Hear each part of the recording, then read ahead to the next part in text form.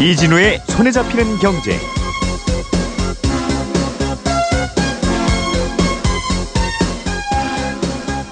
안녕하십니까, 이진우입니다. 자동차를 오래 타시다가 중고로 팔거나 혹은 폐차를 하게 되면 차값만 받으시면 되는 게 아니라 깜빡하기 쉬운데 자동차 보험료도 챙겨야 됩니다. 예를 들어서 1월 1일에 새로 자동차 보험을 갱신해서 가입했는데 그해 6월 말에 차를 팔았으면 나는 1년치 자동차 보험료 내고 반년치밖에 안 쓴 거잖아요. 그러면 자동차 보험회사에 전화하면 보험료를 돌려받을 수 있습니다. 보험회사에 전화하면 차량 매매 서류나 폐차 서류를 팩스로 보내달라고 할 건데요. 그걸 보내주면 남은 기간의 보험료를 계산해서 돌려주는데 이 전화 깜빡하고 안 하면 보험료를 돌려받지 못합니다. 이런 말씀 드리면 나 3년 전에 혹은 2년 전에 차를 팔았는데 자동차 보험은 생각도 못하고 그냥 넘겼네 하시는 분들 계실 텐데요.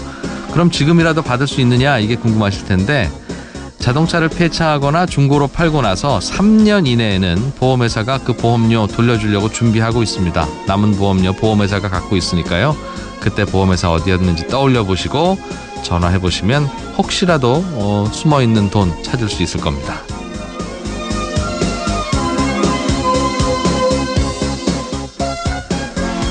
네, 토요일입니다. 얼마 전에 공정거래위원회가 재벌들이 만든 공익재단에 대해서 조사에 착수하겠다고 발표했었지요. 이 공익재단이라는 건 많이 듣기는 했는데 누가 어떻게 왜 만드는지, 그리고 혹시 어떤 문제들이 있는 건지 이 공익재단의 이면을 자세하게 취재한 기자를 모셔서 자세하게 얘기 좀 나눠보겠습니다. 그리고 산모를 위한 아이디어 상품들 다양하게 있을 텐데요. 오늘 트렌드 리포트 시간에는 산모를 위한 아이디어 상품 개발한 업체의 아이디어 상품 소개해드리겠습니다. 12월 23일 손에 잡히는 경제, 광고 잠깐 듣고 바로 시작하겠습니다.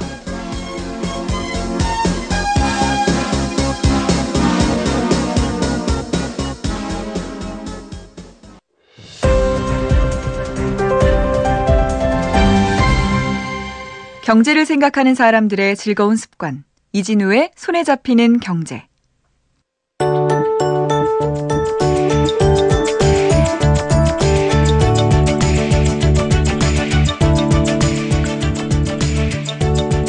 뛰어난 아이디어가 들어있는 새로운 상품들을 통해서 최신 트렌드를 알아보고 또 아이디어를 떠올려보는 시간입니다. 토요일에 만나는 트렌드 리포트, 오늘도 로그인디 조현경 대표 나오셨습니다. 어서 오십시오. 네, 안녕하세요. 얼마 전에 제가 운동화를 사러 갔습니다. 네. 그랬는데 이건 2년 전에 나온 제품이고요. 이게 최신형입니다. 이렇게 직원이 알려주더군요. 네. 저는 운동화가 10년 전에 나왔으면 어떻고 최근에 나왔으면 뭐가 차이 나겠는가 과연. 네. 그런데 직원분 설명을 들어보니까 네. 운동화도요 정말 하나하나 혁신들이 일어나고 있더군요. 그러니까 물론 저는 이게 뭐 혁신이야 라는 생각도 드는 포인트도 있긴 한데 그러니까 우리가 평범하다고 느끼는 것들도 하나하나 맞아요. 이렇게 더해가면서 맞아요. 요즘은 어디가 첨단 분야야 이런 게 없더라고요. 맞습니다. 네. 조영경 대표님 갖고 오시는 상품들도 그런 것들이잖아요. 생전 처음 나온 제품은 아니고 이미 주변에 있는데 네. 이제 여기에 뭔가 이제 혁신을 가미한 제품들. 그렇죠. 그리고 뭐 한 10년 전에 나왔을 때는 빛을 발하지 못했다가 이제 적합한 시기를 만난 네. 이런 제품들도 있고요. 오늘 소개해드릴 제품은 웨어러블 디바이스 두 제품인데요. 웨어러블 하면은 예전에 제가 방송에서 몇 번 소개해드렸던 그런 제품들이 좀 있는데 몸에 부착하거나 걸치고 다닐 수 있는. 네, 맞습니다. 사실상 옷인데 스마트 기능이 들어있는. 그렇죠. 오늘은 이런 웨어러블 스마트 기기 중에서 산모를 위한 제품을 소개해드릴까 합니다. 산모를 위한 제품. 네. 다양하게 있겠는데. 네. 웨어러블이니까 뭔가 옷이겠네요. 산모가 입을 수 있는 옷이나 뭔가 걸치는 거나. 네, 착용하거나 하는 제품인데요. 네. 먼저 임산부들이 출산 예정일이 다가오면 가장 걱정되는 일이 뭘까요? 스케줄 조정이 안 돼요.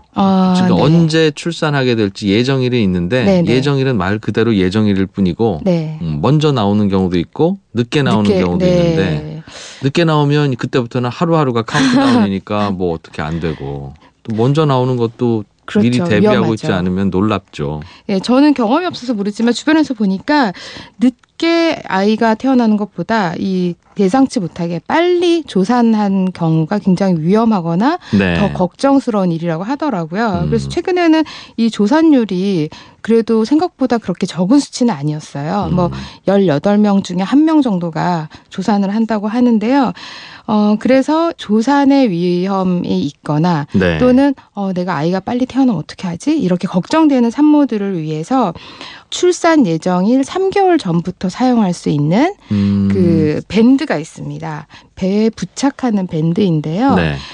자궁의 수축을 이 센서가 감지를 해서 이 자궁이 산모의 자궁이 어떻게 수축되는지의 규칙적인 운동이나 뭐 횟수나 이런 것들을 감지를 해서 이 데이터를 계속 산모에게 알려주는 겁니다. 이거 아이 낳으러 병원에 가면 네. 붙여주는데. 네, 고위험도에 속하는 산모의 경우에는 예. 이런 센서를 병원에서 뭐 제공해서 미리 측정을 붙여주기도 하거나 하고. 네, 그러기도 한다고 하더라고요. 기존에는 병원에서 이제 좀 이렇게 일부 산모들이 썼던 것을 네. 나는 고위험군에 속하는 산모는 아니지만 좀 예민하신 분들 네. 그런 분들은 쓰고 싶은데 병원에서 뭐 그렇게까지 해야 되냐 이런 의견들도 있고 하니까 그렇겠죠. 이걸 상용화해서 쓰고 싶은 사람들은 해라. 네, 사용해봐라라고 해서 이 제품이 나왔는데요. 예. 3개월 전부터 출산 예정일 3개월 전부터 사용할 수 있는 것이고 지우개 모양처럼 생겼어요. 그러니까 작네요. 네, 작습니다. 엄지 손가락 정도의 크기이고요. 명 한 반 정도 접은 크기. 네네네 맞습니다. 모양도 약간의 그 식사각형으로 생겨서 네. 저는 딱 봤을 때 지우개처럼 생겼더라고요. 그거를 배에 붙여요? 그거를 밴드가 있습니다. 네, 밴드가 예. 있는데 그 밴드에 부착을 해서 배 아랫부분에다가 부착을 하면 되는데요. 그럼 배 안에서 느껴지는 진동이나 이런 걸 녀석이 아주 기특하게 읽어내는군요. 네, 그래서 미세하게 네. 몸속에서 발생하는 자궁의 그 움직임이나 이런 것들을 횟수나 뭐 주기나 이런 것들을 이제 감지를 해서 네. 스마트폰으로 계속 일정 시간 동안 알려주는 겁니다. 아. 그 스마트폰에 산모한테 알려주기도 하고 산모가 네. 같이 연결되어 있는 가족들한테 알려주기도 그럴 수도 하고 있고. 네, 이렇게 위험한 상황일 경우에는 가족들에게도 알려줘야 되잖아요. 이게 처음 경험한 누구나 한 번씩 출산을 처음 경험하는 때가 있잖아요. 네. 그러면 그렇더군요. 정말 이 정도 아픈 게 그냥 마지막 달쯤 되면 보통 이렇게 아픈 게 있는 건지 아니면 화장실 아니면 가고 싶은 배인지 그런 건지 네. 아니면 얼른 빨리 병원을 가야 되는 건지 네. 처음 느끼는 거니까 모르잖아요. 그렇기도 하고 진통이 온다고 하더라도 진통이 오는 것 같아라고 네. 병원에 갔는데 아직 멀었어요. 그런 이야기 많이 듣죠. 다시 집에 갔다가 오라고 이렇게 네. 얘기하는 경우도 많다고 하더라고요. 나는 이 정도면 정말 진통인 것 같은데 라는 아니라고 하면 서운하고 네. 많이 혼란스러운데 네. 그건 딱 보면 이제 알 수 있다는 거군요. 파형이나 이런 걸 보고 네. 그래서 이때면 빨리 병원에 가시는 게 좋다. 이때부터 준비해라라는 알림 문구랑 메시지를 전달을 해줍니다. 몸보다 마음이 편하겠네요. 이거 달고 있으면. 그렇죠. 아무래도 그렇겠죠. 그러니까 특히 이제 처음 초산인 경우에는 네. 그런 산모들에게는 심리적인 안정감을 줄 수 있는 그런 디바이스라고 볼 수 있을 것 같습니다. 이거는 그럼 사서 네. 붙이고 있으면 스마트폰이랑 자동으로 연동되니까 어느 시기가 되면 늘 붙이고 있는 겁니까 그럼? 이 밴드가 최대 일주일 동안 부착할 수 있는 밴드이고요. 네. 이제 충전을 해서 사용을 해야 되는 제품이거든요.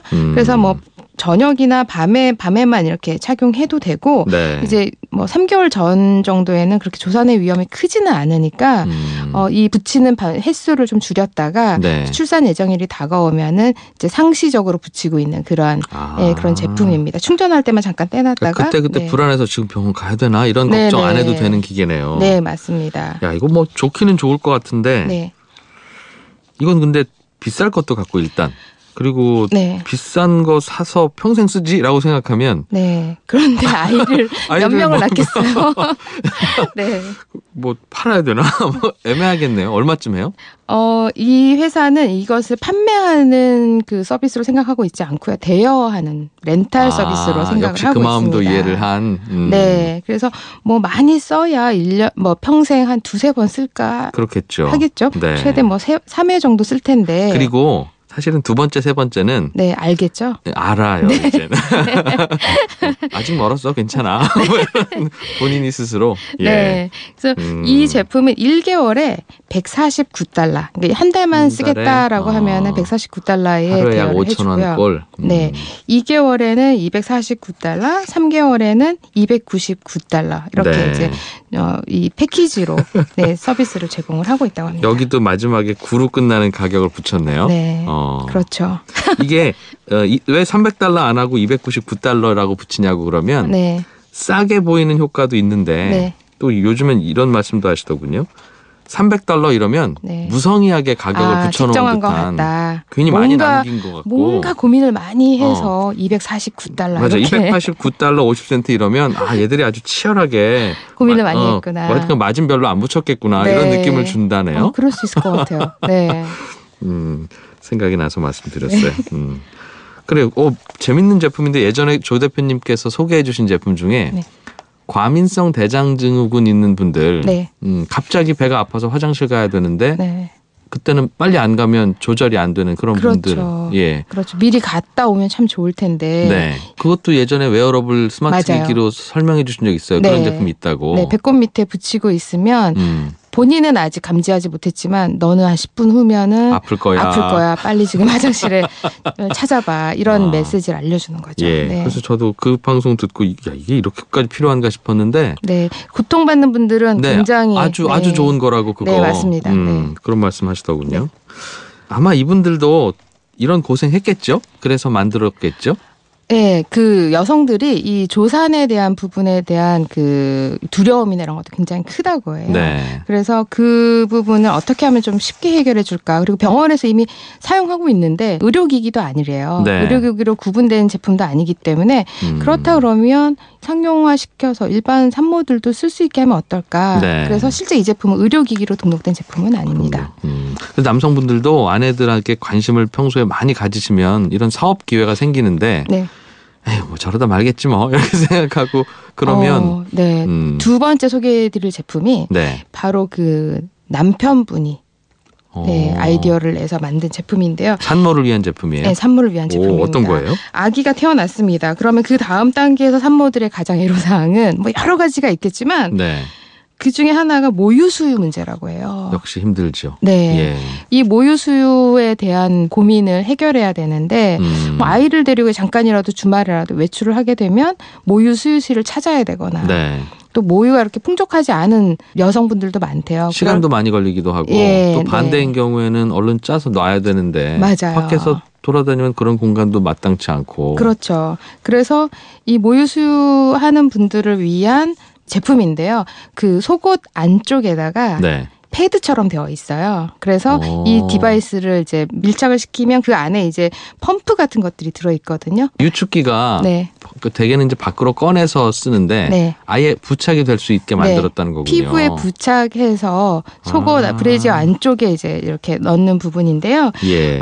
이 제품 같은 경우에는 좀 모유가 많이 찼다라는 생각이 들면 네. 스마트폰이랑 연결을 해서 이걸 이제 전원을 켜고 작동을 시키면 그때부터 그 펌프가 모유를 해서? 이렇게 빼주는 거죠. 그래서 밀크백에 담아주는데 직접 눈으로 어느 정도 담겼는지 확인할 수 없잖아요. 길을 걸어가고 있는데. 볼 수 있겠네요. 네, 스마트폰으로 모유가 지금 담기고 있는 양이나 이런 것들을 볼 수가 있습니다.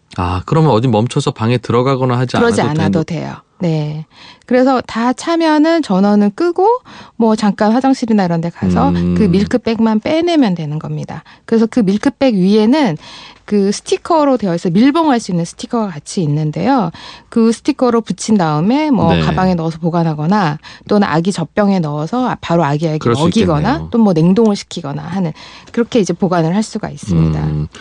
처음 보시는 분들은 야 이게 어떻게 그게 다 안에 장착이 될 만큼 작아질 수 있나 싶은데 네.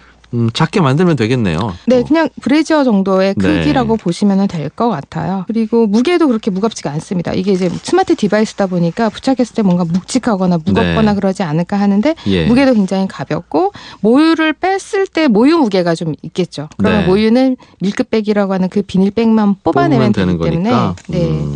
그 비닐백도 24개 한 팩씩 이렇게 이제 판매가 되고 있어요. 일회용이에요? 일회용이에요. 아, 네. 그래서 아이한테 먹일 때는 그 밀봉했던 그 부분만 가위로 커팅해서 젖병에 담아서 와우. 먹이면 되는 그런 방식입니다. 야, 이런 걸 남편이 만들었군요. 네, 아이가 3명이 있는 와이프가 네. 모유 수유 때문에 너무 고생하는 것을 보고 남편이 고안해낸 제품입니다. 가격을 얼마나 받는데요, 이거? 이 가격이 좀 비싼데요. 네. 그 479달러이거든요. 우리 네. 돈으로 한 50만 원 정도. 50만 원 정도 되죠. 그래서 저는 네. 모유 수유기 치고는 너무 비싸지 않을까 이렇게 생각을 했는데 아직 이게 정식 출시된 건 아니고요. 네. 베타 테스트해서 소비자들을 이 가격에 사용해 볼 소비자들을 모으고 있어요. 그런데 저는 이 제품도 약간 렌트 형식으로 가지 않을까라는 생각이 드는 게 네. 이 밀크백의 경우에도 24개 한 팩이 네. 12달러 정도 하거든요. 아. 그리고 그 유축을 할 때 쓰는 펌프는 그것도 액세서리를 별도로 다 낱개로 그러니까 이거 판매를 뭐 소독해서 합니다. 쓰기만 하면 우유백이야 어차피 다. 네, 소독해서 쓰거나 다른 사람이 쓰는 게 좀 찝찝하면 그 액세서리만 새로 구입을 일회용이 하면 있으니까요. 되니, 네, 구입해서 사용을 하면 되기 때문에 네. 나머지 디바이스 기기는 렌트를 해서 사용해도 되지 않을까. 네. 그래서 지금 그 베타 테스터들을 모집하면서 소비자들이랑 시장 조사도 하고 리서치도 하면서 미국에서 지금 판매를 하고 있습니다. 이런 거 베타 테스터들은 이거 한번 써보실 분 이거 하는 거죠? 네, 네, 네. 미국에서니까 미국에서 손들어야 맞습니다. 나눠주겠네요. 네. 에이. 그런데 우리나라에도 이런 아이디어로 네. 뭐 기획을 해보셔도 괜찮지 않을까 싶습니다. 아무래도 요즘에 모유수유에 대한 그 엄마들이 그냥 일반적인 분유보다는 모유수유에 대한 그럼요. 그 니즈가 높더라고요. 사무실에 사실은 그래서 별도의 공간이 있어야 돼요. 네. 사장실을 없애더라도 네, 모유 수유실은 따로 만들어줘야 네. 그래야 안심하고 일도 할 수 있고 하는데 실제로는 사장님들이 경험 안 해봐서 그렇지만 네, 대개는 화장실을 이용하죠. 그렇죠. 근데 굉장히 불편하겠죠. 불편하기도 하고 네, 그러니 위생적이지도 않을 수 있고. 당장 그 공간 만들어 주시거나 네. 아니면 이거 몇 개 사다가 네. 아, 회사 돈으로 사면 부가가치세도 환급되고 네. 괜찮겠는데요. 여성들이 많은 기업의 네. 사장님들. 네. 필요하겠습니다. 자, 오늘 로그인디 조현경 대표와 함께 오늘은 산모를 위한 아이디어 제품들 알아봤습니다. 고맙습니다. 네, 고맙습니다.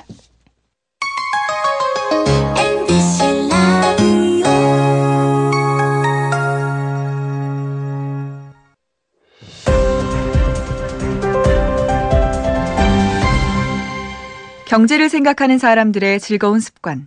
이진우의 손에 잡히는 경제.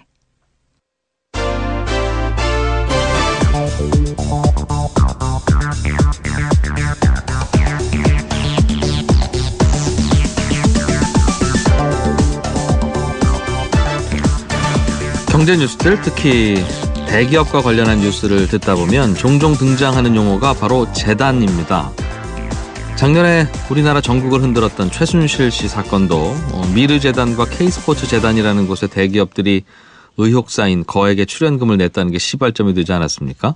그리고 재벌그룹들이 공익재단을 활용해서 편법 상속한다는 주장도 계속 나오고 있고요. 도대체 재단이라는 게 어떤 것이고 어떤 구조이길래 각종 의혹이 불거질 때마다 이렇게 튀어나오는지 오늘 재벌그룹 공익재단의 실체를 취재한 기자가 있어서 방송에 모셨습니다. 비즈니스워치의 박수익 기자입니다. 어서 오십시오. 안녕하세요. 지난번에 고속도로 휴게소의 이면에 대해서 취재해 주셔서 우리가 잘 몰랐던 내용들 많이 알게 됐다고 저희 청취자들도 고맙다는 문자 많이 보내주셨더군요. 예, 감사합니다. 공익재단의 이면에 대해서 또 취재하셨네요.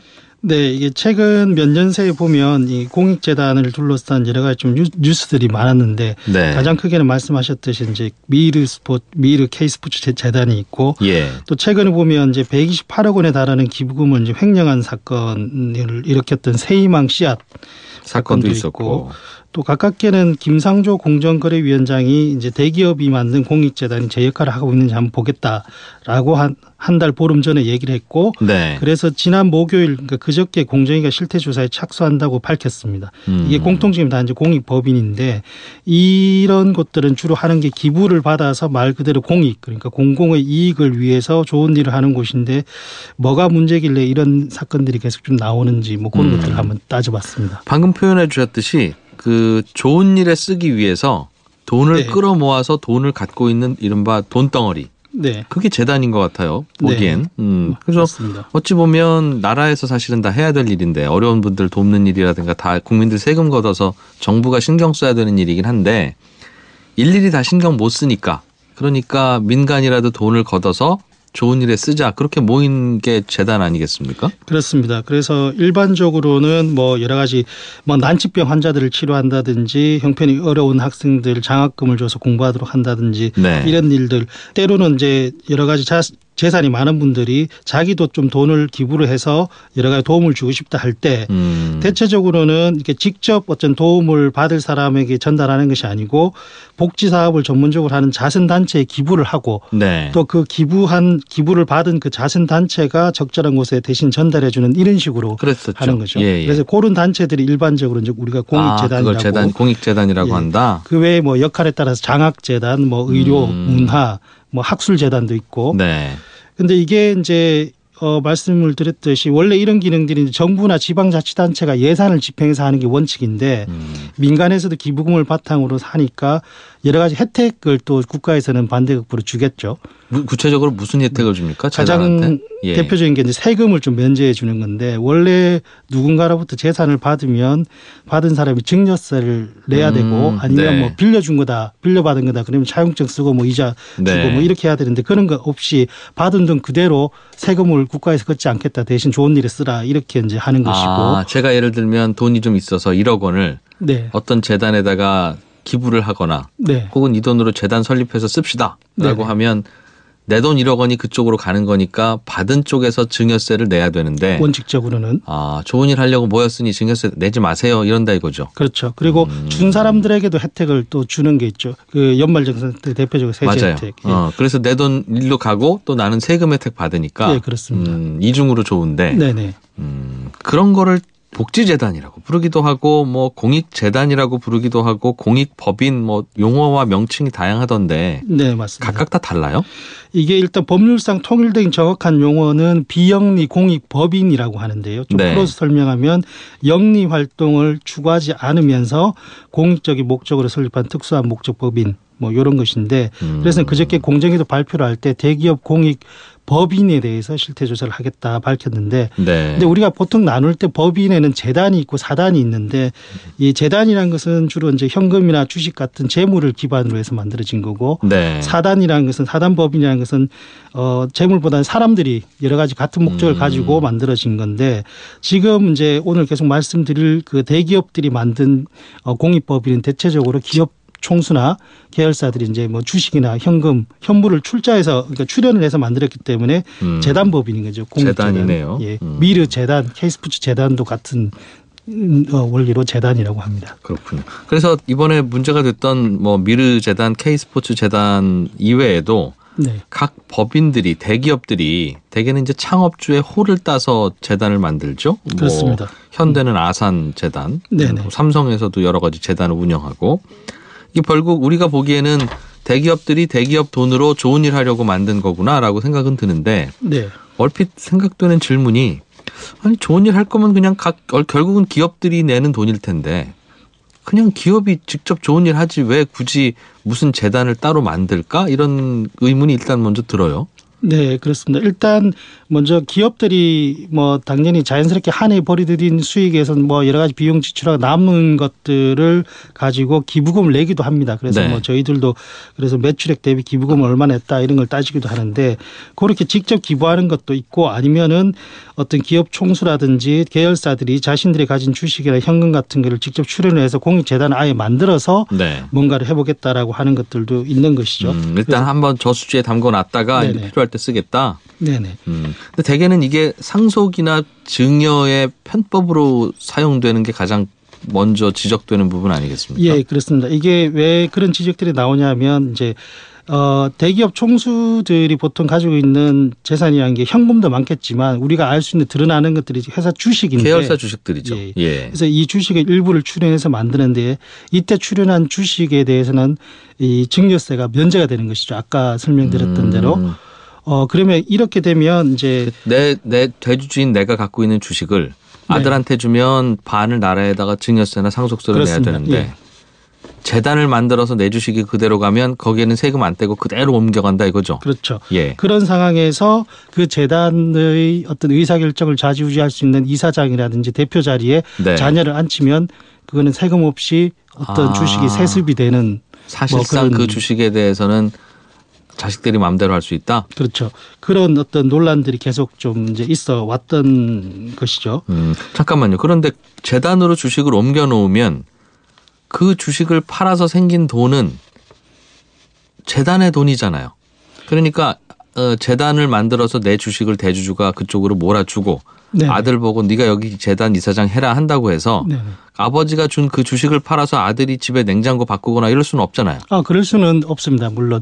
근데 일단 재단들이 그 주식을 받고 그 주식을 대체적으로 팔지를 않고 거기에서 나오는 경영권 유지하는 데만 쓰니까. 네, 그렇습니다. 일종 배당을 가지고 뭐 공익사업이 쓰긴 하는데 파는 경우는 극히 드뭅니다.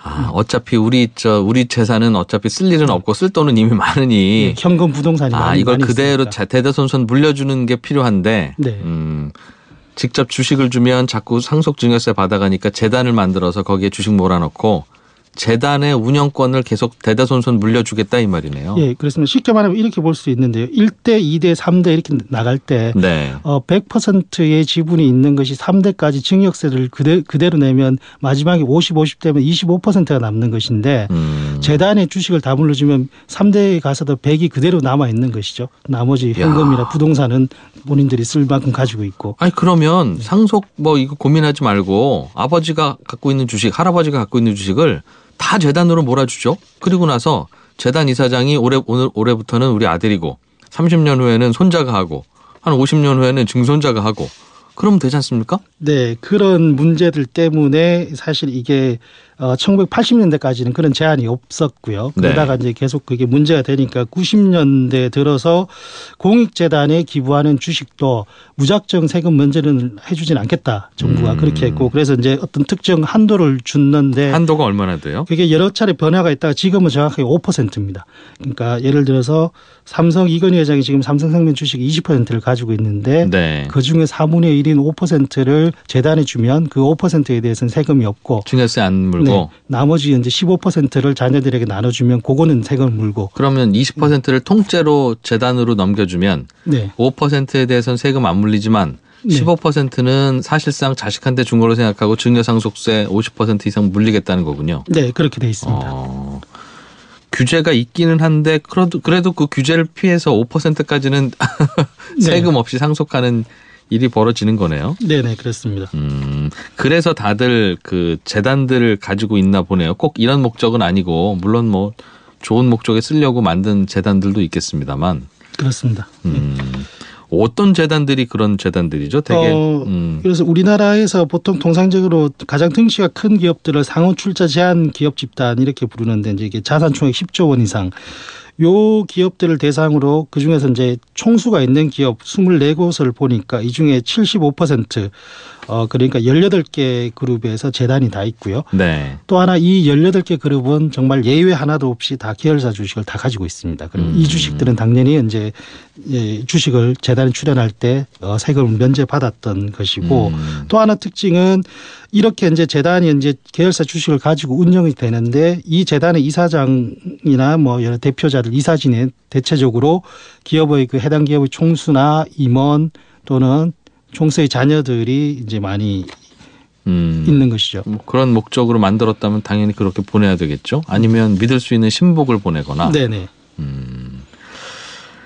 근데 이게 고민이겠습니다. 이게 그럼 이렇게 하지 말아라. 재단 같은 거 세워서 네. 이걸로 저 계열사 주식 파킹해 놓고 이걸로 대대손손 물리는 편법으로 쓰지 말아라 하려면 안 만들 거 아니겠습니까? 못하게 하면. 네.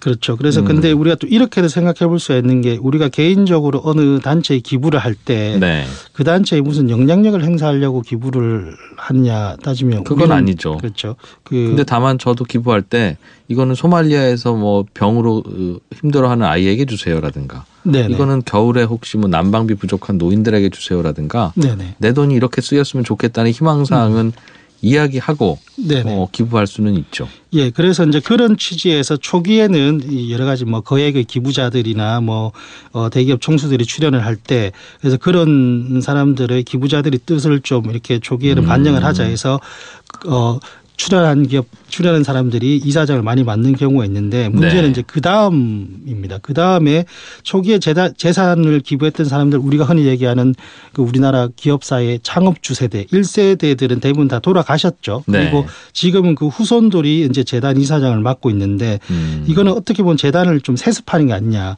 그래서 특히 이제 후손들 그러니까 흔히 재계 2세, 3세라고 표현되는 분들 같은 경우에는 지금 본인들이 맡고 있는 재단의 이사장으로 맡고 있는 그 재단이 직접 주식을 출연하거나 현금을 출연한 즉 기여를 한 바가 사실 별로 없습니다. 네. 그러니까 선대 회장 아버지가 넣은 주식 본인이 관리하는 거죠. 그렇죠. 뭐 할아버지일 수도 있고 네. 이러다 보니까 그 재단이 가지고 있는 회사 주식에 대한 권리만 누리는 것이 아니냐 뭐 이런 지적들도 나올 수가 있는 것이고 그 한 가지 궁금한 게 또 있어요. 네.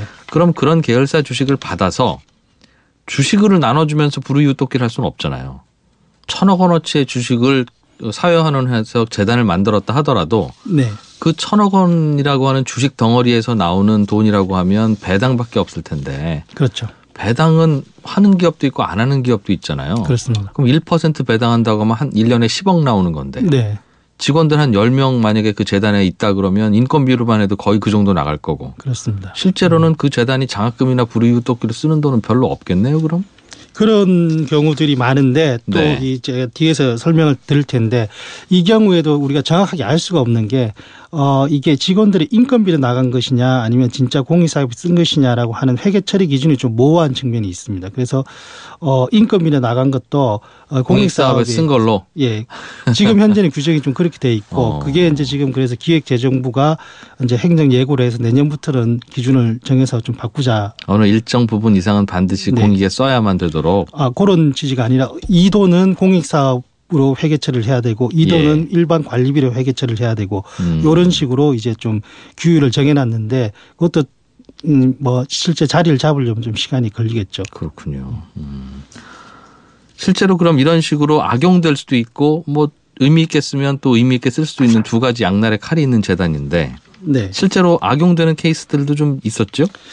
그 뭐 대표적으로 삼성생명공익재단 굉장히 큰 재단인데요. 네. 우리가 알고 있는 삼성의료원 운영하는 곳이고 작년에 삼성물산 지분을 3천억 원어치를 매입을 했는데 이게 삼성물산이 이제 이재용 부회장이 전체적인 그룹의 지배권을 행사하는데 굉장히 중요한 회사다 보니까 네. 이게 약간 백기사처럼 이게 등장한 물론 법률적으로 문제가 없었고요 당시에 재단이 갖고 있던 돈을 네 다른 재산을 팔아서 그 네. 돈으로 다시 이제 삼성물산 지분을 샀어요. 예, 샀습니다. 원칙적으로 이게 안 됩니다. 왜냐하면 재단 같은 경우는 재산을 팔았으면 그 돈을 바로 장학재단에 쓰던가 뭐 예. 의료 사업에 쓰던가 해야죠. 써야 하는데 예. 이제 물산 지분을 산 행위는 공익 사업이 아닌데 예.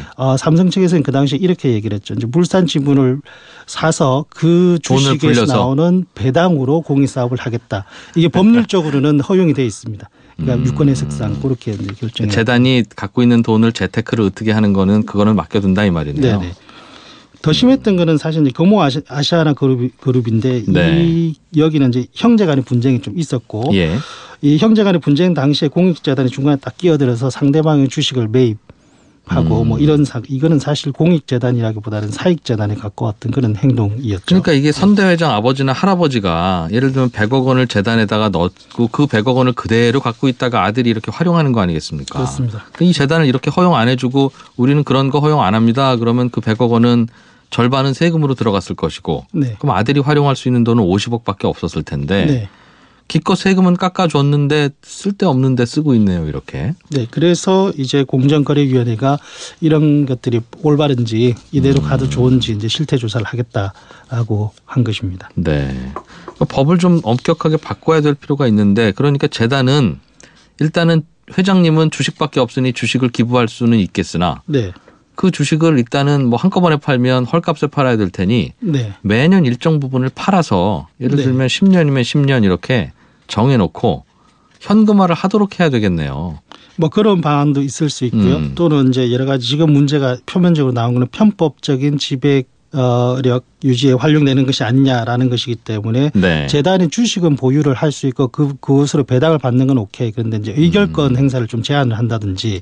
주총에서는 의결권 행사를 못하게. 예. 또는 재단의 여러 가지 이사진을 구성할 때 지금도 물론 제한이 있습니다. 5분의 1 이상 그 총수 일가가 들어가면 안 되는데 네. 이게 좀 범위가 너무 이제 애매해서 예컨대 계열사 임원이라든지 뭐 전직 사회이사라든지 이런 분들이 들어가는 경우가 있는데 이것도 네. 원칙적으로 좀 제한을 엄격하게 한다든지 하면은 아무래도 입김이 좀 줄어들 수도 있겠죠. 그렇겠죠. 5분의 1 이상을 못 쓰게 하면 네. 5분의 1은 당신들이 추천하고 네. 나머지 5분의 4는 정부가 예를 들면 어떤 인재 풀을 만들어 놓고 네. 추첨을 해서 보내면 되잖아요. 그러면 오로지 누가 올지 모르는 전혀 낯선 분이 그 재단에 오게 될 텐데 그 네. 추천권을 또 거기다 맡겨놓으니 사실상 다 채우는 거네요. 네, 그런 부분들에 대해서도 앞으로 좀 논의가 돼야 될 것 같습니다. 아니면 설립자가 본인의 주식을 이렇게 했다가 나중에 그 설립자가 사망하게 되면 네. 그 재단은 그냥 국가가 가져가고 그 주식은 팔아서 이제 쓰는 걸로. 예를 들면 살아생전에는 그 주식에 대한 경영권 차원에서 유지를 할 필요가 있을 수 있겠지만 돌아가시고 난 후에는 이건 그냥 국가에 기부한 거니까 네. 그렇게 쓸 수 있도록 바꿔도 괜찮을 것 같은데. 네, 그게 그래서 이제 법률상으로 보면 재단 자체가 이제 공익법인이 네. 청산을 하거나 해산을 하게 되면 법률적으로 국가가 그 재산을 기속을 하고 네. 기속을 한 재산을 다시 유사한 목적을 가진 다른 재단에게 증여하거나 무상으로 대여를 해주게끔 되어 있는데 문제는 이제 선대 회장이 만든 재단이 2세, 3세로 넘어갈 때 그걸 청산을 당연히 안 하죠. 그렇죠. 안 하니까 계속 계속 갖고 이제 있겠죠. 갖고 있는. 그래서 그 설립자가 사망하면 그냥 자동 청산하는 걸로. 예. 그런 식으로 법을 바꿔놓으면 적어도 증여 상속의 편법으로는 안 쓰일 텐데 그러면 이제 재단 안 만들겠죠. 그렇겠죠. 상당히 센. 그럼 불이웃은 그럼 나라에서 알아서 도우세요 이러겠죠. 물론 불우이웃을 돕는 재단들은 대기업 공익재단 말고도 네. 많이 있습니다. 뭐 사랑의 열매라든지. 그러게요. 예. 거기다가 뭐 본인들 주식을 보낼 수도 있을 텐데. 네. 그러면 이런 궁금한 게 생각이 나네요. 미르재단과 K스포츠 네. 재단도 네.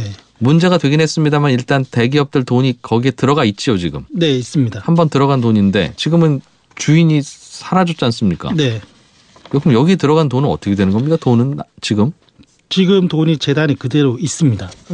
미래재단 같은 경우에는 486억 원 원금 네. 기준으로 K스포츠 재단은 288억 원이 일단 대기업들이 낸 건데 이게 아직까지는 그대로 있는 상황이고 지금 미래재단 같은 경우에는 좀 우여곡절이 있었지만 이게 올 3월에 문화체육관광부가 주무관청인데 여기서 네. 설립 허가를 취소를 하면서 좀 해산한 거네요. 네, 해산을 예. 했는데 즉각 이렇게 되면 이제 국고 환수가 되는 것이 맞는데 조금 절차를 거쳐서 지금 아마 내년 1월쯤이면 국고 환수가 될 것 같습니다. 이게 문화체육관광부의 미래재단 측에서 어떻게 재산을 처분하겠다는 것을 주면 이제 그렇게 되는데 다행히 현금이 모여 있으니 그 현금 그냥 국고로 가져가도 되고 그렇습니다. 아니면 그걸 비슷한 이념과 혹은 취지를 이어받을 다른 공익재단이 있거나 설립이 되면 그쪽에 몰아줄 수도 있는데 그렇습니다. 그냥 국고로 가져가는 게 속 편하겠네요. 예, 일단은 국고로 들어왔다가 그다음에 이제 다른 재단들에게 나눠줄 수가 있겠죠. 네. K스포츠 재단도 그래요? K스포츠는 좀 그런데 지금 황당한 게 이게 당연히 그렇게 되는 것이 맞는데 지금 소송전이 좀 붙어 있어서 네. 그러니까 한마디로 지금 이 주인이 없다 보니까 K스포츠 전 이사장 정동춘 씨라는 사람과 김필승 이사라는 사람이 쉽게 말하면 서로 재단이 대표권이 나한테 있다 이런 소송을 진행 중인 그러고 것도 있어요 지금. 설립 허가를 취소했던 문체부를 대상으로 설립 허가 취소를 다시 취소해달라 이런 뭐 소송도 있고 해서 재판 결과가 좀 나온 뒤에 이게 재단의 남은 재산들이 어디로 갔냐가 결론이 나는 상황이고 또 하나 재미난 게 이게 지금 여러 가지 국정농단 관련한 재판들이 있는데 네. 대기업들이 그러면 미르나 K스포츠 재단에 냈던 돈들이 뇌물이냐 아니면 강요에 의한 것이냐 이게 논란이 있지 않습니까? 지금 네. 핵심 재판 과정인데 뇌물이다라고 하면 당연히 이건 준 사람 받은 사람 잘못이니까 환수하는 게 맞는데 네. 강요에 의한 것이다라고 지금 대기업들은 주장을 하고 있고 그렇게 만약 결론이 뺏긴 나면 돈이다라고 뺏겼다. 하면 예. 그러면 다시 되돌려줘야 된다는 거네요. 그렇죠. 기업들이 반환 청구 소송을 또 제기할 수 있는 근거 물론 뭐 그렇게는 안 할 수도 있겠지만 예. 네. 법적으로는 그렇군요. 쭉 듣다 보면 답답한 마음을 드시는 청취자분들은 나도 그럼 재단 하나 세울랜다. 네. 그리고 내 집을 그 재단에다 넣어주고 대대손손 물릴랜다. 나도 뭐 상속세, 증여세 걱정 안 해도 되고 라는 생각하시는 분도 있을 텐데 이게 주민센터 가서 나 재단 하나 만들래요 하면 그렇게 하세요 하는 게 아니죠. 그렇습니다. 이게 일단 정부나 지자체의 허가를 받아야 되는 사항인데 쉽게 허가 안 내주겠군요. 물론 미르나 K스포츠재단은 굉장히 쉽게 허가를 내줬기 때문에 문제가 됐던 것이고 일반적으로는 어떤 사업을 하겠다 정관을 만들고 기본 재산이 무엇이고 뭐 의사결정을 어떻게 하겠다 이사회를 어떻게 구성하겠다 이런 서류들을 만들어서 허가 신청을 하고 이제 받는 것이고 네. 또 공익사업을 어떤 종류로 하느냐에 따라서 주무 관청이 다릅니다. 뭐 네. 장학이면 교육부, 뭐 문화면 문체부, 의료면 보건복지부 이런 식입니다. 판단해서 해주는데 앞만 봐도 안 되겠어요 하면 안 해줄 수도 있는. 네, 그렇습니다. 자의적으로.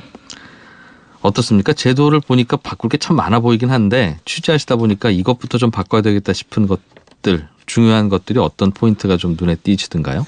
일단 대기업 공익재단 같은 경우에는 계속 말씀드렸듯이 좀 운영권을 세습하는 경우 이게 자기 게 아니고 공공의 것이다라는 좀 인식을 가지면 좋은데 이게 뭐 가지라고 해서 바뀌지 않을 수 있으니까 좀 여러 가지 정부나 국회 차원에서 이제 법률적으로 최소한의 강제를 할 필요성도 있지 않냐라는 생각이 들고 또 아까 잠깐 말씀드렸지만 공익재단에서 돈을 어디에 썼다 공공의 이익을 위해서 얼마나 썼다라고 제출하는 회계장부가 있는데 이게 기준이 굉장히 모호합니다. 그래서 네. 이제 기재부에서 이제 새로운 기준을 만들었지만 자리 잡는 데 시간이 걸릴 것 같고 그러니까 공익을 위해서 쓰려면 공익을 위해서 써야지 직원들 많이 뽑아놓고 인건비를 처리한 후에 이거 쓰고 나니까 남는 돈 없어요 이러면 안 된다는 말이네요. 그렇습니다. 인건비뿐만 아니라 심지어 뭐 전기, 수도료, 통신료 이런 것들도 어디로 넣는 것이 좋은지가 그동안 기준이 없었고 네.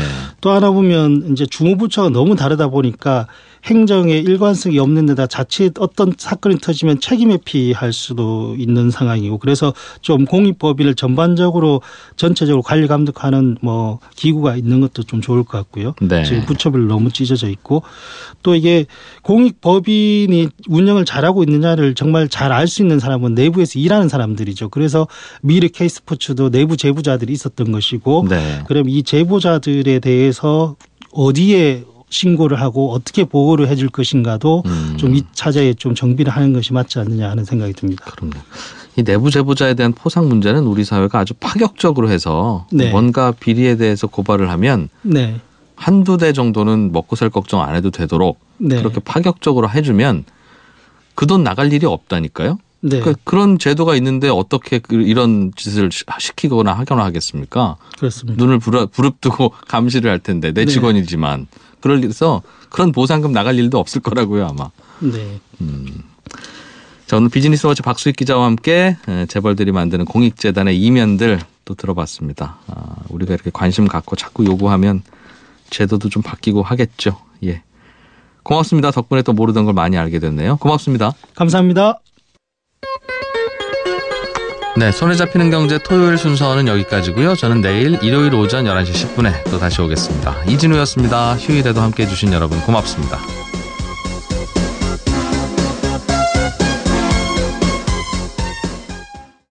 걱정 안 해도 되는 기계네요. 네, 맞습니다. 야, 이거 뭐 좋기는 좋을 것 같은데 네. 이건 근데 비쌀 것도 같고 일단 그리고 네. 비싼 거 사서 평생 쓰지라고 생각하면 네. 그런데 아이를 몇 아이를 명을 뭐- 낳겠어요? 네. 뭐 팔아야 되나? 뭐 애매하겠네요. 얼마쯤 해요? 이 회사는 이것을 판매하는 그 서비스로 생각하고 있지 않고요. 대여하는 렌탈 서비스로 생각을 역시 하고 그 마음도 있습니다. 이해를 한. 네. 그래서 뭐 많이 써야 1년 뭐 평생 한 두세 번 쓸까 그렇겠죠. 하겠죠. 네. 최대 뭐 3회 정도 쓸 텐데. 그리고 사실은 두 번째, 세 번째는 네, 알겠죠? 알아요, 이제는. 아직 멀었어, 괜찮아. 본인이 스스로. 예. 네. 그래서 이 제품은 1개월에 149달러. 그러니까 한 달만 한 달에? 쓰겠다라고 하면은 149달러에 하루에 약 대여를 5,000원 해주고요. 꼴. 네. 2개월에는 249달러, 3개월에는 299달러. 이렇게 네. 이제 이 패키지로 네, 서비스를 제공을 하고 있다고 합니다. 여기도 마지막에 9로 끝나는 가격을 붙였네요. 네. 그렇죠. 이게 왜 300달러 안 하고 299달러라고 붙이냐고 그러면 네. 싸게 보이는 효과도 있는데 네. 또 요즘엔 이런 말씀도 하시더군요. $300 이러면 네. 무성의하게 가격을 붙여놓은 책정한 것 듯한 같다. 괜히 많이 남긴 것 같고 뭔가 고민을 많이 해서 $249 맞아. 이렇게 $289 50센트 이러면 얘들이 아주 치열하게 고민을 많이 했구나. 그러니까 마진 별로 안 붙였겠구나 네. 이런 느낌을 준다네요. 그럴 수 있을 것 같아요. 네. 생각이 나서 말씀드렸어요. 그래요. 재밌는 제품인데 예전에 조 대표님께서 소개해 주신 제품 중에 네. 과민성 대장 증후군 있는 분들 네. 갑자기 배가 아파서 화장실 가야 되는데 네.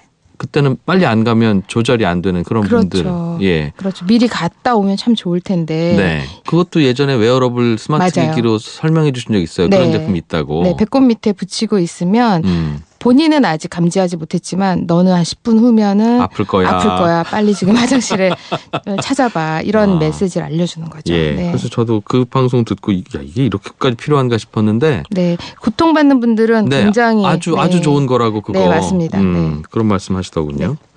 아마 이분들도 이런 고생했겠죠. 그래서 만들었겠죠. 네, 그 여성들이 이 조산에 대한 부분에 대한 그 두려움이나 이런 것도 굉장히 크다고 해요. 네. 그래서 그 부분을 어떻게 하면 좀 쉽게 해결해 줄까. 그리고 병원에서 이미 사용하고 있는데 의료기기도 아니래요. 네. 의료기기로 구분된 제품도 아니기 때문에 그렇다 그러면 상용화 시켜서 일반 산모들도 쓸 수 있게 하면 어떨까. 네. 그래서 실제 이 제품은 의료기기로 등록된 제품은 아닙니다. 남성분들도 아내들에게 관심을 평소에 많이 가지시면 이런 사업 기회가 생기는데 네. 에휴, 뭐 저러다 말겠지 뭐 이렇게 생각하고 그러면 네. 두 번째 소개해드릴 제품이 네. 바로 그 남편분이 네, 아이디어를 내서 만든 제품인데요. 산모를 위한 제품이에요? 네, 산모를 위한 제품입니다. 어떤 거예요? 아기가 태어났습니다. 그러면 그 다음 단계에서 산모들의 가장 애로사항은 뭐 여러 가지가 있겠지만 네. 그 중에 하나가 모유수유 문제라고 해요. 역시 힘들죠. 네. 예. 이 모유수유에 대한 고민을 해결해야 되는데 뭐 아이를 데리고 잠깐이라도 주말이라도 외출을 하게 되면 모유수유실을 찾아야 되거나 네. 또 모유가 이렇게 풍족하지 않은 여성분들도 많대요. 시간도 많이 걸리기도 하고 예, 또 반대인 네. 경우에는 얼른 짜서 놔야 되는데 맞아요. 밖에서 돌아다니면 그런 공간도 마땅치 않고 그렇죠. 그래서 이 모유수유하는 분들을 위한 제품인데요. 그 속옷 안쪽에다가 네. 패드처럼 되어 있어요. 그래서 이 디바이스를 이제 밀착을 시키면 그 안에 이제 펌프 같은 것들이 들어 있거든요. 유축기가 네. 대개는 이제 밖으로 꺼내서 쓰는데 네. 아예 부착이 될 수 있게 만들었다는 거군요. 피부에 부착해서 속옷 브래지어 안쪽에 이제 이렇게 넣는 부분인데요. 예. 이 제품 같은 경우에는 좀 모유가 많이 찼다라는 생각이 들면 네. 스마트폰이랑 연결을 해서 이걸 이제 전원을 켜고 작동을 시키면 그때부터 그 펌프가 모유를 해서? 이렇게 빼주는 거죠. 그래서 밀크백에 담아주는데 직접 눈으로 어느 정도 담겼는지 확인할 수 없잖아요. 길을 걸어가고 스마트폰으로 있는데. 볼 수 있겠네요. 네, 스마트폰으로 모유가 지금 담기고 있는 양이나 이런 것들을 볼 수가 있습니다. 그러면 어디 멈춰서 방에 들어가거나 하지 그러지 않아도 돼요. 네. 그래서 다 차면은 전원을 끄고 뭐 잠깐 화장실이나 이런 데 가서 그 밀크백만 빼내면 되는 겁니다. 그래서 그 밀크백 위에는 그 스티커로 되어 있어 밀봉할 수 있는 스티커가 같이 있는데요. 그 스티커로 붙인 다음에 뭐 네. 가방에 넣어서 보관하거나 또는 아기 젖병에 넣어서 바로 아기에게 그럴 수 먹이거나 있겠네요. 또 뭐 냉동을 시키거나 하는 그렇게 이제 보관을 할 수가 있습니다. 처음 보시는 분들은 이게 어떻게 그게 다 안에 장착이 될 만큼 작아질 수 있나 싶은데 네. 작게 만들면 되겠네요. 네, 그냥 브래지어 정도의 네. 크기라고 보시면 될 것 같아요. 그리고 무게도 그렇게 무겁지가 않습니다. 이게 이제 스마트 디바이스다 보니까 부착했을 때 뭔가 묵직하거나 무겁거나 네. 그러지 않을까 하는데 예. 무게도 굉장히 가볍고 모유를 뺐을 때 모유 무게가 좀 있겠죠. 그러면 네. 모유는 밀크백이라고 하는 그 비닐백만 뽑아내면 되기 때문에 거니까. 네. 그 비닐백도 24개 한 팩씩 이렇게 이제 판매가 되고 있어요. 일회용이에요, 일회용이에요. 그러면? 네. 그래서 아이한테 먹일 때는 그 밀봉했던 그 부분만 가위로 커팅해서 젖병에 담아서 와우. 먹이면 되는 그런 방식입니다. 야, 이런 걸 남편이 만들었군요. 네, 아이가 3명이 있는 와이프가 네. 모유 수유 때문에 너무 고생하는 것을 보고 남편이 고안해낸 제품입니다. 가격을 얼마나 받는데요, 이거? 이 가격이 좀 비싼데요. 네. 그 $479이거든요. 우리 네. 돈으로 한 50만 원 정도. 50만 원 정도 되죠. 그래서 저는 네. 모유 이게 최신형입니다. 이렇게 직원이 알려주더군요. 네. 저는 운동화가 10년 전에 나왔으면 어떻고 최근에 나왔으면 뭐가 차이 나겠는가 과연. 네. 그런데 직원분 설명을 들어보니까 네. 운동화도요. 정말 그 하나하나 혁신들이 일어나고 있더군요. 그러니까 물론 저는 이게 뭐 혁신이야라는 생각도 드는 포인트도 있긴 한데 그러니까 우리가 평범하다고 느끼는 것들도 하나하나 맞아요. 이렇게 더해가면서 맞아요. 요즘은 어디가 첨단 분야야 이런 게 없더라고요. 맞습니다. 네. 조영경 대표님 갖고 오시는 상품들도 그런 것들이잖아요. 생전 처음 나온 제품은 아니고 이미 주변에 있는데 네. 이제 여기에 뭔가 이제 혁신을 가미한 제품들. 그렇죠. 그리고 뭐 한 10년 전에 나왔을 때는 빛을 발하지 못했다가 뭐 이제 적합한 시기를 만난 네. 이런 제품들도 있고요. 오늘 소개해드릴 제품은 웨어러블 디바이스 두 제품인데요. 웨어러블 하면은 예전에 제가 방송에서 몇 번 소개해드렸던 그런 제품들이 좀 있는데 몸에 부착하거나 걸치고 있거나. 다닐 수 있는 네, 맞습니다. 사실상 옷인데 스마트 기능이 들어있는. 그렇죠. 오늘은 이런 웨어러블 그 스마트 기기 중에서 산모를 위한 제품을 소개해드릴까 합니다. 산모를 위한 제품. 네, 다양하게 있겠는데. 네. 웨어러블이니까 뭔가 옷이겠네요. 산모가 입을 수 있는 옷이나 뭔가 걸치는 거나. 네, 착용하거나 하는 제품인데요. 네. 먼저 임산부들이 출산 예정일이 다가오면 가장 걱정되는 일이 뭘까요? 스케줄 조정이 안 돼요. 네. 지금 언제 출산하게 될지 예정일이 있는데 네네. 예정일은 말 그대로 예정일일 뿐이고 네. 먼저 나오는 경우도 있고 늦게 나오는 경우도 네. 있는데 늦게 나오면 그때부터는 하루하루가 카운트다운이니까 뭐 어떻게 안 되고 또 먼저 나오는 것도 그렇죠. 미리 대비하고 위험하죠. 있지 않으면 놀랍죠. 예, 저는 경험이 없어서 모르지만 주변에서 보니까 늦게 아이가 태어나는 것보다 이 예상치 못하게 빨리 조산한 경우가 굉장히 위험하거나 네. 더 걱정스러운 일이라고 하더라고요. 그래서 최근에는 이 조산율이 그래도 생각보다 그렇게 적은 수치는 아니었어요. 뭐 18명 중에 1명 정도가 조산을 한다고 하는데요. 그래서 조산의 위험이 있거나 네. 또는 내가 아이가 빨리 태어나면 어떻게 하지? 이렇게 걱정되는 산모들을 위해서 출산 예정일 3개월 전부터 사용할 수 있는 그 밴드가 있습니다. 배에 부착하는 밴드인데요. 네.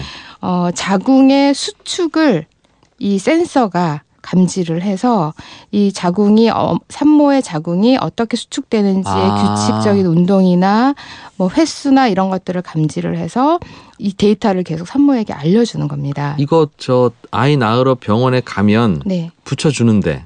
네, 고위험도에 속하는 산모의 경우에는 예. 이런 센서를 병원에서 뭐 제공해서 미리 측정을 붙여주기도 하거나 하고. 네, 그러기도 한다고 하더라고요. 기존에는 병원에서 이제 좀 이렇게 일부 산모들이 썼던 것을 네. 나는 고위험군에 속하는 산모는 아니지만 좀 예민하신 분들 네. 그런 분들은 쓰고 싶은데 병원에서 뭐 그렇게까지 해야 되냐 이런 의견들도 있고 하니까 그렇겠죠. 예, 이걸 상용화해서 쓰고 싶은 사람들은 뭐 해라. 네, 사용해 봐라라고 해서 이 제품이 나왔는데요. 예.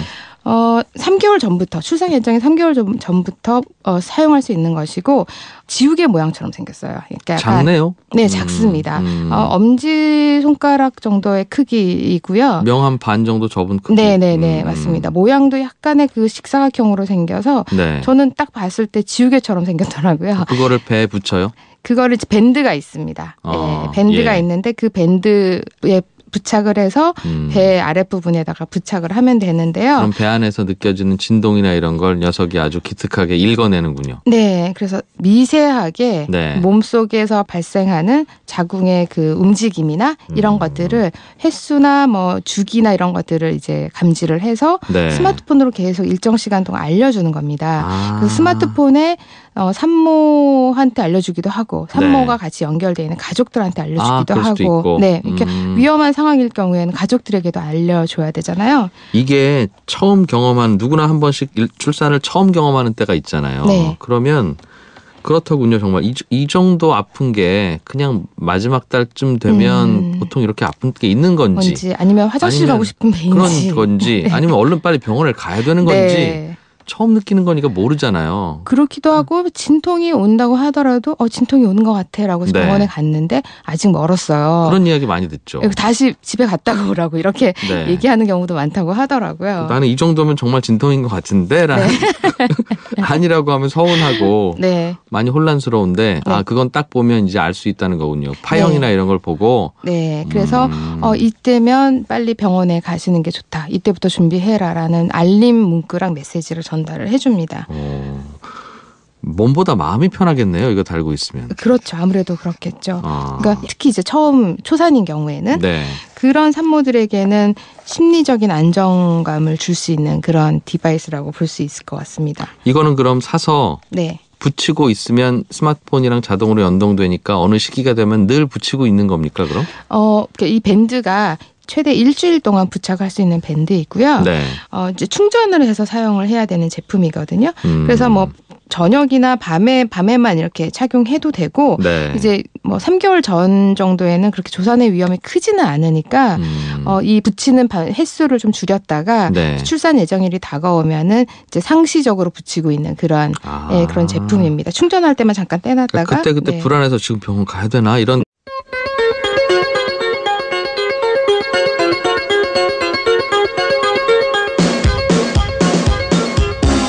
이진우의 손에 잡히는 경제.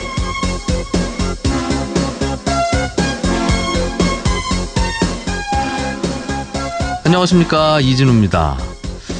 자동차를 오래 타시다가 중고로 팔거나 혹은 폐차를 하게 되면 차값만 받으시면 되는 게 아니라 깜빡하기 쉬운데 자동차 보험료도 챙겨야 됩니다. 예를 들어서 1월 1일에 새로 자동차 보험을 갱신해서 가입했는데 그해 6월 말에 차를 팔았으면 나는 1년치 자동차 보험료 내고 반년치밖에 안 쓴 거잖아요. 그러면 자동차 보험회사에 전화하면 보험료를 돌려받을 수 있습니다.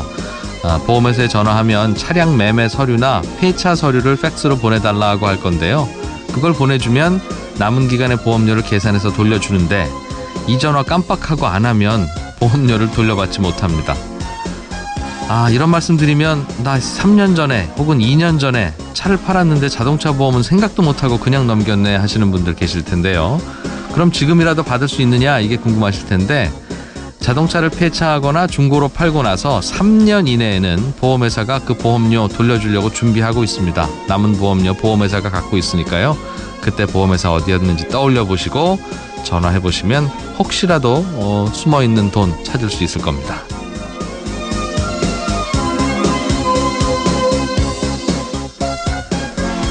네, 토요일입니다. 얼마 전에 공정거래위원회가 재벌들이 만든 공익재단에 대해서 조사에 착수하겠다고 발표했었지요. 이 공익재단이라는 건 많이 듣기는 했는데 누가 어떻게 왜 만드는지 그리고 혹시 어떤 문제들이 있는 건지 이 공익재단의 이면을 자세하게 취재한 기자를 모셔서 자세하게 얘기 좀 나눠보겠습니다. 그리고 산모를 위한 아이디어 상품들 다양하게 있을 텐데요. 오늘 트렌드 리포트 시간에는 산모를 위한 아이디어 상품 개발한 업체의 아이디어 상품 소개해드리겠습니다. 12월 23일 손에 잡히는 경제 광고 잠깐 듣고 바로 시작하겠습니다.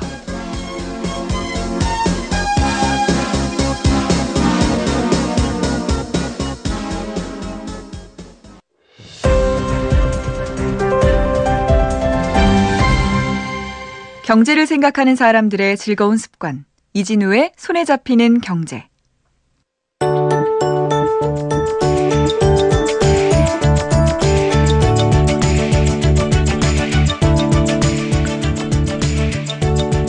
뛰어난 아이디어가 들어있는 새로운 상품들을 통해서 최신 트렌드를 알아보고 또 아이디어를 떠올려보는 시간입니다. 토요일에 만나는 트렌드 리포트, 오늘도 로그인디 조현경 대표 나오셨습니다. 어서 오십시오. 네, 안녕하세요. 얼마 전에 제가 운동화를 사러 갔습니다. 네. 그랬는데 이건 2년 전에 나온 제품이고요.